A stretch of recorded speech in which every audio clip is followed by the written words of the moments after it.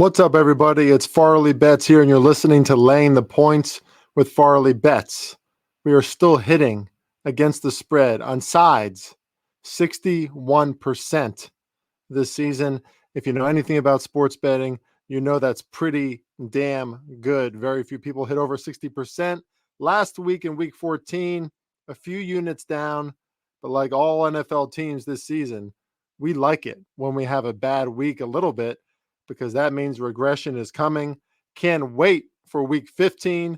Ladies and gentlemen, welcome to Laying the Points with Farley Betts. Let's go.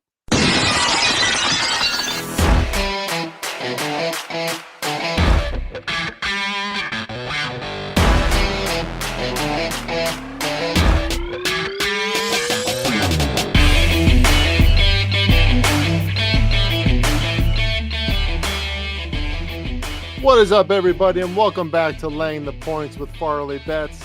Last week had, a 15-minute lo-fi vacation version of Laying the Points. Man, I'll tell you, this time of year never gets any less busy, right? Like NBA is in full swing. NFL's right in the thick of it. The playoffs are looming. Of course, it's fall into winter. The holidays are here. We got to buy presents. We got a 9-month-old. I have a 9 to 5. I got multiple gigs. It doesn't get any busier, but it also doesn't get any better, right? This is kind of the height of sports for me. Love football, love basketball, and here we are. Playoffs around the corner in the National Football League, as many of these teams, especially in the AFC, that wild card race is crazy in the AFC, and just the NFL in general, right? We're seeing more parity than ever. Like winning Survivor contests, in my opinion, is tougher than ever because there's so much parity, right? The Dolphins lose, the Packers lose on Monday night. I lost my Survivor contest last week in week 13 when I was on vacation. Not very happy about that. I kind of blocked it out of my mind at this point. I can't even think on the fly who I picked, but it was terrible. It was egregious, and that's the modern day NFL right now. Just a lot of craziness every single week, but we are doing well, up 19.41 units this season, and that includes about 10 units down on teasers and a few other hiccups on sides. Spread bets, ATS, against the spread proper. We're hitting at 61%, 61, 36, and 4 overall. So that's what we're most proud of, hitting those spreads.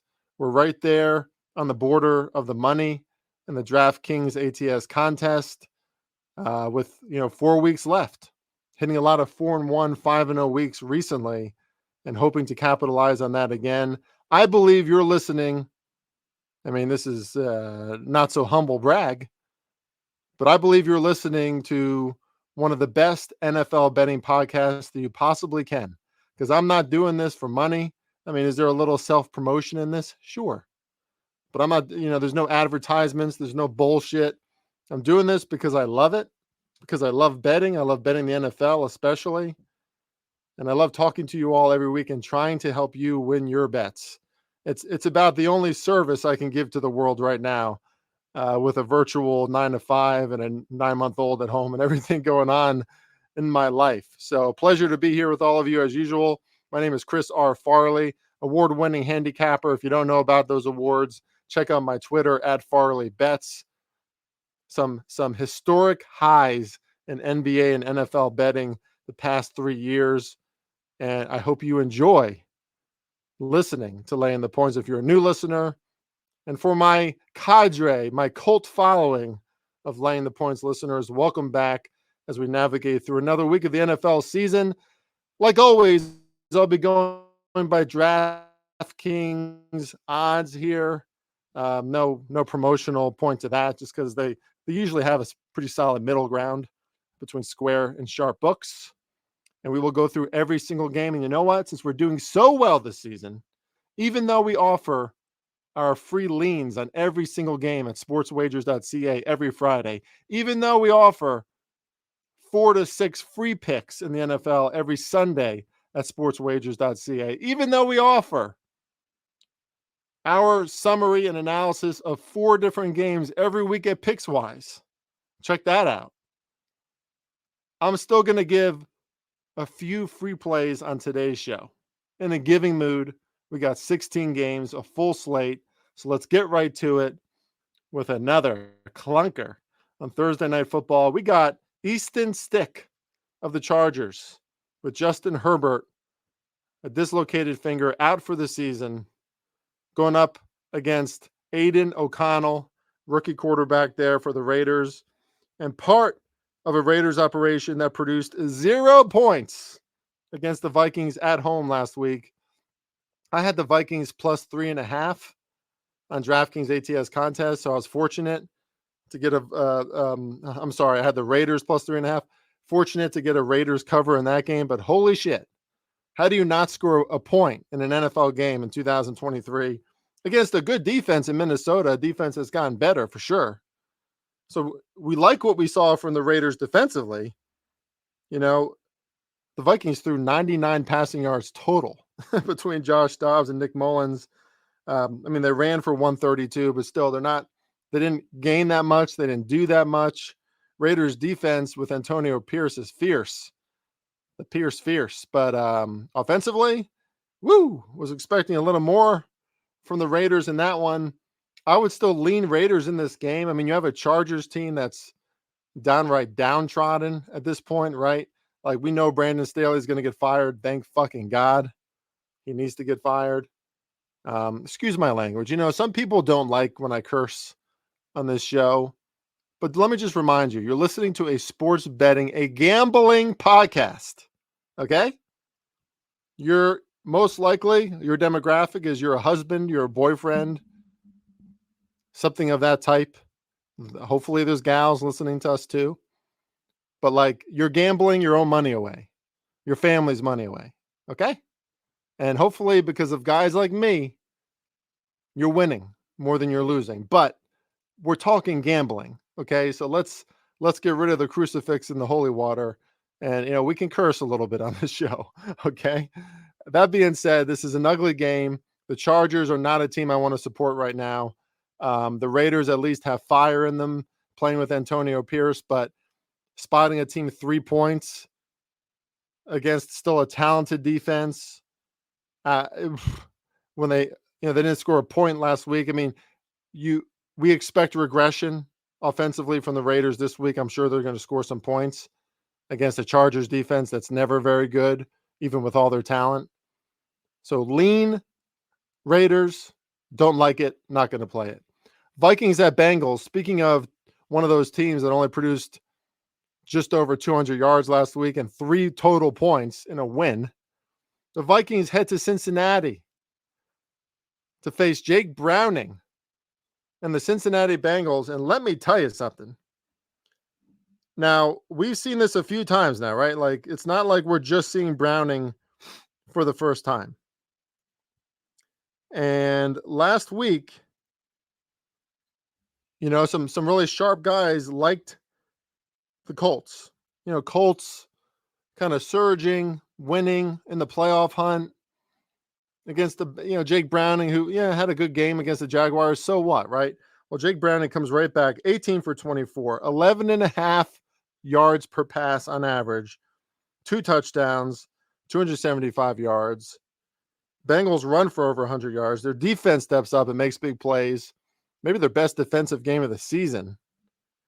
How much did they allow in that game? Only allowed 272 yards to a Colts offense that was feeling good about themselves heading into that.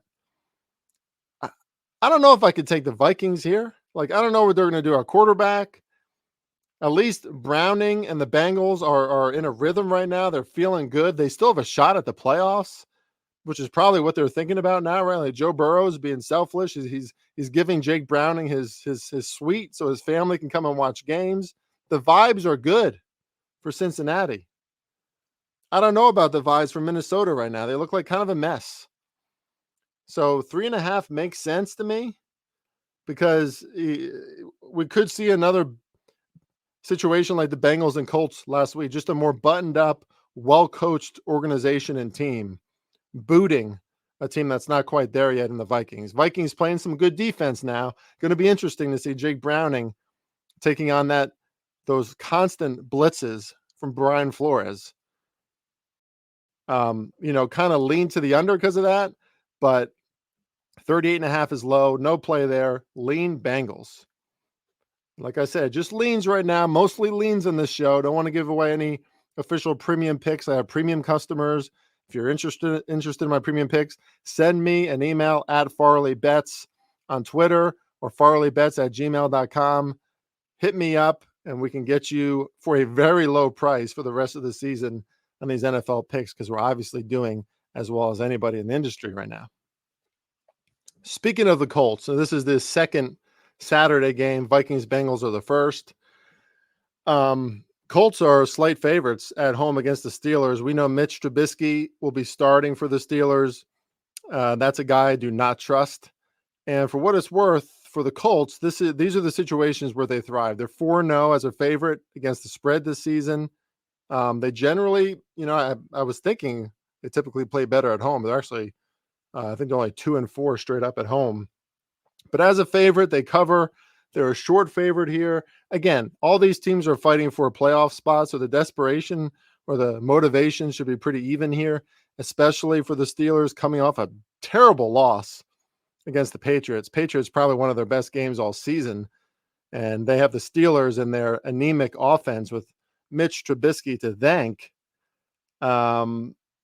So, I want to play the Colts here. The motivational, desperational angle of it all might keep me off of this, but this is generally where the Colts do their best work. Expecting to see better things from the Colts this weekend, who they kind of needed that humbling, right? Like it felt like after stringing together a few wins in a row, the Colts kind of hit their ceiling. Like, is this a good team? Is this not a good team? They're a good team. They're not a great team. Right. And a buttoned up, exceptional organization. Zach Taylor, in my opinion, is clearly a good coach. They took the Colts to the woodshed last week. That's a good thing for the Colts to kind of, recenter them. And this feels like a spot where they could sneak away with a win. I mean, Steelers are overdue for some losses anyway, aren't they? With how much they're getting outgained and the point differential and yard differential and all that shit. So lean Colts in this one under a field goal. That's still a pretty solid line. Broncos and Lions. I wanted to send Lions -4 to my premium customers Sunday night because I figured this would go up. It has. Lions are up to 5 now. After the Lions have a clunker, they typically respond, right? We saw that after Thanksgiving. That's for sure. They went up big on the Saints early in the game in week 13, end up winning and covering that line by 5 at New Orleans. Now they're at home where, obviously Detroit in their dome is very dangerous, a place where they don't lose very often. Seattle somehow outlasted them earlier this season. I still don't know how they did that. But these Broncos now, you can't fault the Broncos for taking advantage of a bad Chargers situation there with Justin Herbert out.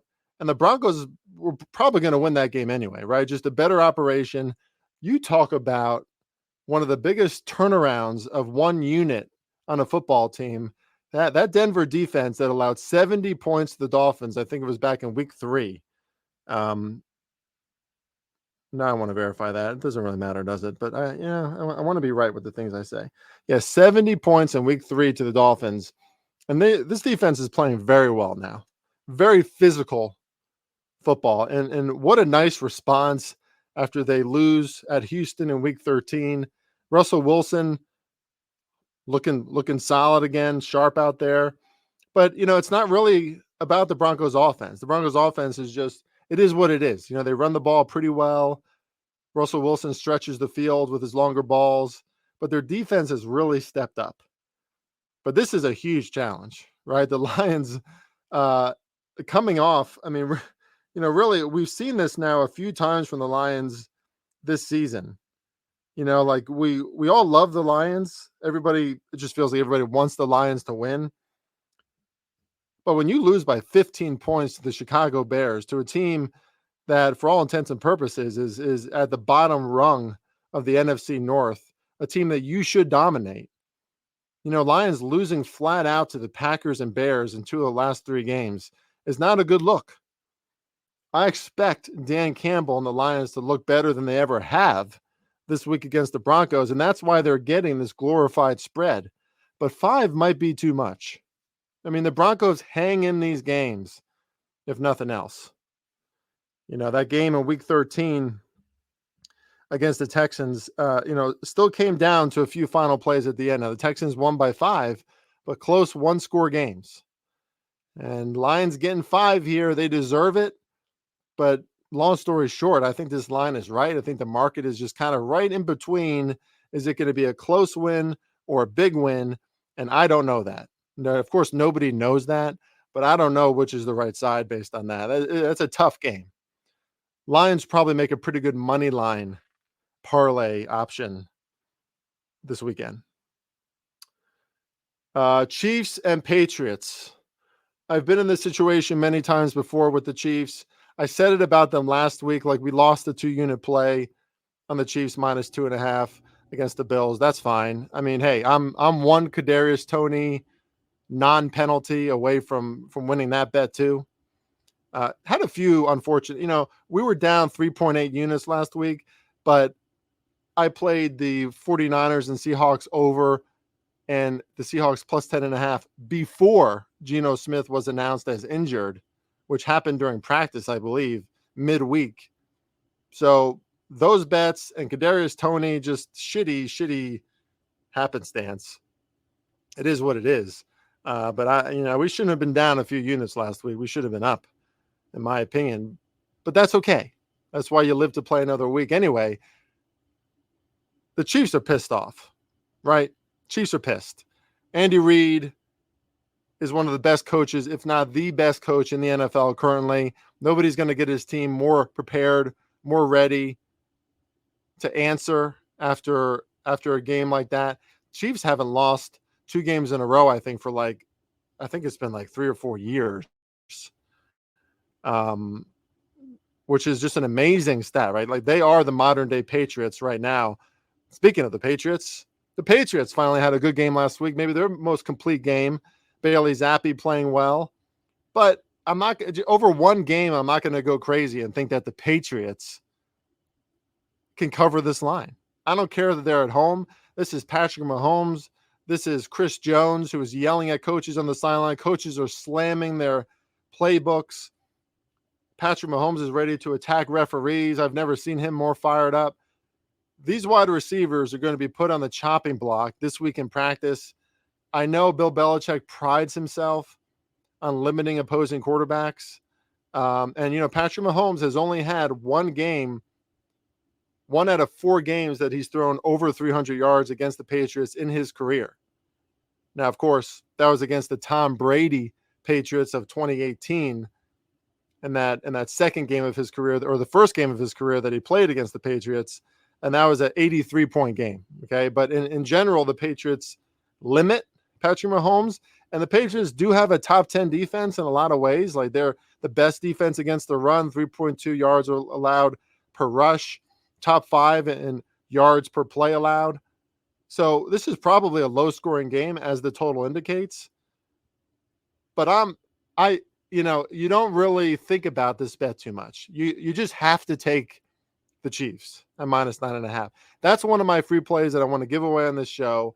I know it's hard to stomach, but there's a reason why this line is not moving down. It's fluctuating between 9.5 and 10, which is basically odds makers saying, what is the perception on this game in terms of, is it going to be a huge blowout or just a nice steady 10-point win by the Chiefs? Either way, this is a Chiefs wager to win. Like we saw them do it against the Raiders when they had to answer the call a few weeks back. Started that game 14-0 and still covered a huge line. I think the Patriots, sink back to who they really are, and we see the best of the Chiefs on Sunday as they look to steal back that number 1 seed, especially since Miami just lost. Really, it's only Baltimore who KC is chasing now, and they could still do it. So motivation at an all-time high for Chiefs, for Mahomes, for Chris Jones, for Andy Reid. That's not something I want to get in the way of. As long as those wide receivers don't drop 18 passes again in one fucking game, the Chiefs are going to cover that line. Bears at Browns. I haven't taken a deep dive into this game just yet, but I'll say this. Lamar Jackson has had some success against the Browns. Justin Fields certainly seems like he's in a rhythm. Like he's pulling down the ball to run when he should. He's throwing it well when he should. And that was an all-out, great win for the Bears against the Lions last week. The Bears were the better team, right? Like that wasn't like, oh, the Lions turned it over and just got unlucky. And no, the Bears were better on defense. They were better on offense. Justin Fields was fantastic. Like a 28-13 win, I think that's what it was, is impressive, whether it's at home or not, against a team like the Detroit Lions, who are always ready to play against a divisional opponent, right? So, Bears look good right now. Browns, we don't know what they're going to do our quarterback week to week, but Flacco looked good last week. Good for Flacco. What a story, playing for a former divisional rival. But I think the Bears can hang in this one. Plus 3.5, gritty game. Their defense is playing much better. Montez Sweat certainly, anchoring a defense that was already really good against the run. You got to be good against the run when you're facing the Browns. It's a good matchup for the Bears here. I lean Bears. No play yet, no deep dive in this game yet, but lean Bears. Jets at Dolphins. Dolphins are 9-point favorites after being 14-point favorites and losing straight up on Monday Night Football last night. In my ATS DraftKings contest, that was the final pick of mine, was Dolphins minus 13.5. Obviously, they don't cover that. I go 4-1 because of it. But Miami at home is a juggernaut, right? Like they're like the Cowboys. And in that game on Monday night, you saw, Tyreek Hill goes down, Jalen Waddle goes down, Tyreek Hill barely plays after that. It was weird, right? It was just one of those Mike Vrabel great preparation types of games where, his defense just came to play. For what it's worth, Will Levis played really well. 23 of 38, 327 yards, 8.6 yards per pass, threw one pick, but had a touchdown. He can run it when he needs to, and he runs tough. He's a tough dude. His biceps are popping out. So maybe a little bit of underestimating the Titans on Monday night for the Dolphins in a strange loss. But I have to kind of turn around and expect that they're going to be at their best against the Jets, divisional rival, who they know they should beat at home. And now we're getting a slightly reduced line on the Dolphins, probably because of what happened on Monday night. So, this could easily be 10-11. The Jets played well. Zach Wilson played well, but I think the Dolphins are out for blood this week, and that's not a good thing when you're traveling to Hard Rock Stadium. Falcons and Panthers, let me tell you, these Falcons are the definition of mid, like the definition of average. You get excited about these Falcons team. Oh yeah, you beat the Jets last week. You had a few wins in a row. Desmond Ritter's playing better. Defense is pretty good. Yeah, everything's just pretty good. And for what it's worth, the defense, I think, is better than their offense. They make more plays, but they couldn't last week, right? They could not pull this game out against the Bucks. Baker Mayfield kept on fighting, made many mistakes. Baker Mayfield didn't even play that great of a game, but Falcons found a way to lose. Now they're just 3-point favorites on the road against the Panthers. The Falcons are not a good team against the spread. They're okay on the road. They're really good in their division, 3-1 against the spread so far. And there's nothing to like about the Panthers, right? Like the Panthers look like the most haphazard, unorganized operation right now. Like I want the season to be over for Bryce Young's sake. This doesn't look good. But how can I pick either one of these teams, right? Like it's a divisional game. Maybe the Panthers show out on one of their best performances of this season because they can knock out a divisional opponent or at least knock them down a little bit in the NFC South playoff race. But Meg, I just don't feel that good about either one of these teams. So that's that. Saints, on the other hand, who did pull out a win last week, wasn't pretty. It's never pretty if the Saints pull out a win, apparently, but they did beat the Panthers 28-6. Derek Carr mostly played a good game. God, does he get banged up a lot, though. And it's just sloppy. It's just always sloppy when you watch the Saints, whether they win or not. Now they got to turn around, go, well, I guess they stay at home, but they got to face a Giants team that's a little feisty right now. I'm the last person to defend the New York Giants as a fan, right? Because I see how undisciplined they started the season. I saw how absolutely anemic and unoriginal their offense has been. But Tommy DeVito, 3-1 as a starter. Kid has moxie. Kid has a little Baker Mayfield in him. He really does. Why? Because he's not that good. Like he's not that accurate. He's absolutely not that athletic, but he believes in himself. And that goes a long way in this league, doesn't it? It does. The players are loving it. Coaches are loving it. The defense is playing well. Kayvon Thibodeau, 12 sacks this season. He's getting to the quarterback. Lord knows Don Wink Martindale is sending those blitzes regardless. And even though the Saints have a good offensive line, you got Derek Carr back there who's been banged up, 2 concussions this year. I can't bet the Saints -6 in this situation against a Giants team that's playing well. I mean, the Giants are technically still in the playoff race as well. I hope they don't make it because, like, that's more of the same bullshit, right? But 6? I can't give the Giants 6 points right now. Against the Packers, I mean, they look like the better team against the Packers. I don't know what happened to Jordan Love on Monday night, but the Giants look like the better team. Like, Packers defense could not stop Tommy DeVito when they needed to.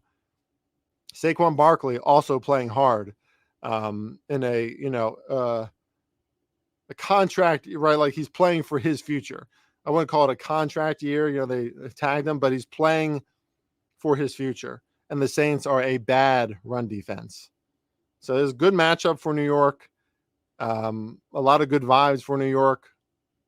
Lean Giants. Ugh. Texans at Titans. I don't have a lot of thoughts on this one yet. We'll see if CJ Stroud plays because he's obviously going through concussion protocol right now. Just a mess of a game last week altogether for Houston against the Jets. Everything went right for the Jets. Zach Wilson played well. Defense played well. Everything went wrong in bad weather for the Texans, who just look like, maybe they're not ready for the big moment just yet. Or maybe it was just a one-off, right? I kind of have to watch that game film back to give you a better idea. The Titans are much better at home. And, we see them instantly as the favorite. And they're coming off a big win. So that game is going to be really tough to handicap. Probably won't have any play on it. Bucks at the Packers. Baker Mayfield just keeps fighting, right? But now Baker Mayfield and the Bucks in sunny Florida have to go up to Green Bay. Check the weather in that game. I don't know what it's going to be like, but we're pretty certain it's going to be cold. And, Tampa Bay, a Florida team, notorious, historically not great when they have to turn around and play in cold weather at this time of the year. The Bucks are right in there. They're at the top of the NFC South. But this is a team who still lost more than they've won this season. They're still not very good as a whole. Jordan Love has been playing really well at home. He just needs to settle in and get more comfortable again. I don't know what was going on with his arm against the Giants. I don't know if it was the wind or the Giants sending blitzes, but Tampa Bay not as good in those categories. Packers very proficient offensive line and blocking. This is a game, even at 3.5, kind of have to lean Packers. And the market is telling us here, look, a little bit over a field goal, like the Packers could run away with this one. Lean Packers, but it's uncomfortable, that's for sure. Commanders +7. Now think about this. The Rams are getting 7 points of chalk at home. Not long ago, less than 2 weeks ago, the Rams were just 3-point favorites against the Browns at home. And we didn't know who was playing quarterback for the Browns. That was Flacco's first start. It was, as we could have all predicted, it was very up and down. They didn't do enough. The Rams win by margin, but they were only 3-point favorites. The market at that point said, the Rams, good, not great, 3-point favorites. Now, all of a sudden, I guess the Rams are great because they're 7-point favorites against Washington. And here's the thing about the Commanders. As bad as the Commanders have been this year, they're 5-1 against the spread on the road. Sam Howell is top 5 in passing yards. This is a feisty Washington team who, for some reason, finds themselves when they're away from Landover, Maryland. 7 points is a lot in an NFL game against a team that really doesn't have much to lose.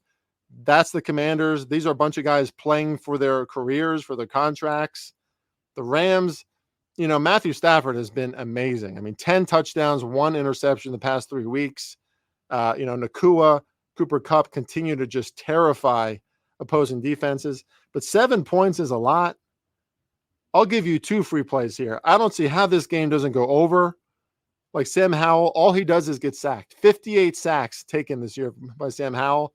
But the Rams really can't sack the quarterback. Like, I know they have Aaron Donald. They're starting to get more pressure, but they're still 26th in sack rate. Sam Howell should have some time in this game, should be able to make some things happen. Rams just a bottom third defense in a lot of categories as it is. Washington, last place in yards per game and yards per play, points per game and points per play. It's going to be open season for both offenses. I take the Commanders. I take the over in this one. Maybe you parlay that. I think the Commanders hang around in this game. Again, guys playing for contracts, they're coming off a bye. That's a lot of points to give the Rams in this situation. Maybe if it was the Panthers or something, but the Commanders are still kind of feisty. 7 is a lot of points. So just to be clear, free picks are Commanders +7 and over 49. 49ers at the Cardinals. Haven't dug deep into this one yet, but what is there to really dig into? Cardinals off a bye. Maybe that's something to consider. Kyler Murray, always a threat. Maybe that's something to consider. San Francisco's on the road, kind of a sleepy spot. Okay. But they deserve to be 14-point favorites because of how dominant they've looked. So, probably not going to do anything with that game. It's probably right. Cowboys at Bills, one of the marquee games, obviously, in Week 15. And the difference here, which we have to point out, is as great as the Cowboys have been at home, right? 7-0 this year. Like, I think they're like averaging damn near 40 points per game. This is going to be different, right? It's the Bills at Orchard Park. Josh Allen and the Bills are playing really well, especially with new offensive coordinator Joe Brady. Josh Allen threw a pick last week, but he did what he needed to do when it mattered. They should be able, he's going to use his legs in this one. It's going to be cold in Orchard Park. Josh Allen just adds that factor that it's really hard for defenses to prepare for. Bills defense is playing really well, only allowed 17 points last week to the Chiefs. I know they're a struggling offense, but that's still impressive. Yeah, I mean, I get it, right? How can the Cowboys, who have been playing so impeccably well, how can they be underdogs in this situation? Well, it's because they're on the road. They got their ass kicked by the 49ers. They got their ass kicked by the Cardinals on the road. Of course, they lost to Philly too. They eked by the Chargers. The Bills are just going to be so much more desperate and motivated, and they're going to continue to be as they fight for a playoff spot. I have to lean Bills. I'll lean to the over for now, but I don't know. Cold, Orchard Park, defense playing well. Maybe the Cowboys don't, explode as they always do. This would be the game. Like, if Dak Prescott wants to win MVP, this is it. Prove that you can go up to a place like Orchard Park and torch the Buffalo defense. Then you are the MVP, Dak Prescott, in my opinion. But, this Cowboys team, less and less or fewer and fewer boogeymen haunting them, right? Like, maybe just the 49ers are left. That's it. The 49ers stand in their way to get to the Super Bowl, because I don't think a lot of teams are going to be able to. I don't think any team in the NFC, except for the 49ers, can beat the Cowboys, especially if they're at home. Now, they might have to go to Philly, and that's going to be different in the playoffs, I mean. But, Cowboys set up for some great things here. Let's see it happen. Lean Bills. Ravens at the Jaguars. Jaguars are going to start to get desperate here because, they lost to the Bengals, right? And then, oh my God, what a game last week. Trevor Lawrence fighting as hard as he could, but they still lost to the Browns. So now 2 straight, Houston and Jacksonville, both kind of hanging in there. I mean, the Colts are in there too. In reality, the Colts, I think they could still win the AFC South. I mean, it's, fat chance. But this is a crazy situation where the Jags, who were in clearly in the lead of the AFC South, it might slip away. Very desperate Jaguars team inviting a very good Ravens team. But I think the Jaguars could beat the Ravens straight up here. Like, that's just how motivated and desperate they're going to be. Trevor Lawrence gets another week to, heal that ankle, rest that ankle. Strong lean to the Jaguars, given a field goal with a hook.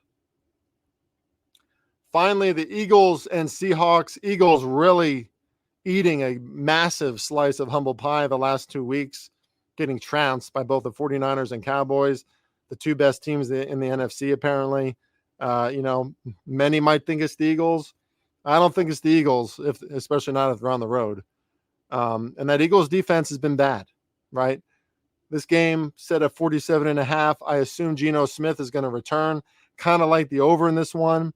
And at +4, as long as it's over a field goal, I'm probably going to take Seattle because, again, this desperation angle, right? Seattle has to win out if they want to make the playoffs. They have to. And at this point, it's looking pretty, like their chances aren't very high that they're going to make the playoffs. So it's just an angle, especially with the team at home, Bills, Seahawks, Jags, where more often than not, you probably want to play on those teams because their level of focus is going to be extremely high. Eagles need to correct their ways too, though, and that's why, not an official play for me yet, but lean Seahawks, lean over. I just talked a lot. My mouth is very dry. I got nothing else left to say. Again, I do this free every single week for my listeners, for the Farley Bets brand, for sure. But I appreciate all of you. Listen, we're having a fantastic season. At Farley Bets on Twitter. Check me out over there. Check me out on the BetUS NBA show twice a week at high noon, Tuesdays and Wednesdays, as we give out free NBA picks. Check me out for free picks all the time at sportswagers.ca. I will check you all next week. Love you all. Thank you for listening. Let's go. Let's win. Some damn money.